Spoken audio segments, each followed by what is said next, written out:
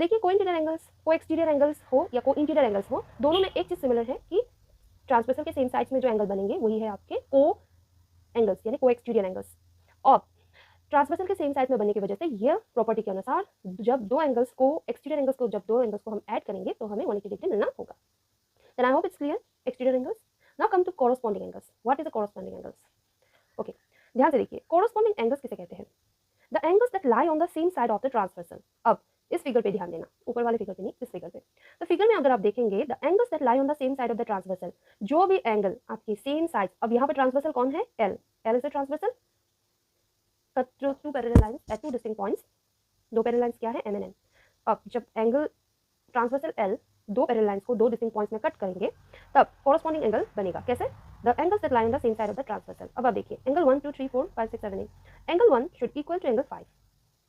एक इंटीरियर एक एक्सटीरियर दोनों सेम होंगे इन corresponding angles. Angle 1 is exterior angle and angle 5 is interior angle.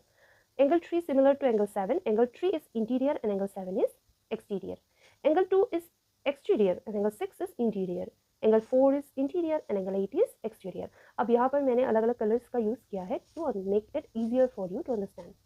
तो आप फिगर पे ध्यान से देखना, 1 and 5 should be a corresponding angle. Angle 3 and 7 corresponding angle. Angle 4 and 8 corresponding angle. Angle 2 and 6 are the corresponding angles. तो corresponding angles कौन है? जो same sides of the transversal lie करे। अब according to the property number 5, when a transversal is drawn on two parallel lines, the corresponding angles are equal. अब angle 1 अगर given होगा suppose 50 degree, तो आप समझ सकते हो angle 5 बिना फाइंड किए आप लिख दोगे 50 degree according to the property. Angle 3 अगर आपका given है 40 डिग्री, तो angle 7 भी होगा 40 degree. Why? Because it's given in the property that the corresponding angles lie on the same side of the transversal are equal. Isn't it? अगर आपका given है 30 degree, then angle 8 भी होगा 30 degree. Angle 2 अगर 10 degree, angle 6 भी 10 degree. Why? Because according to the property 5, when a transversal is drawn on two parallel lines, the corresponding angles are equal. तो यह है corresponding angle. I hope it's clear.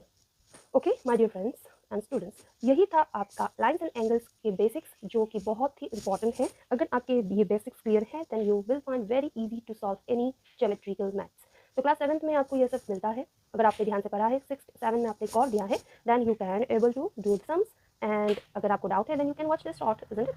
तो यही था आज का कॉन्सेप्ट।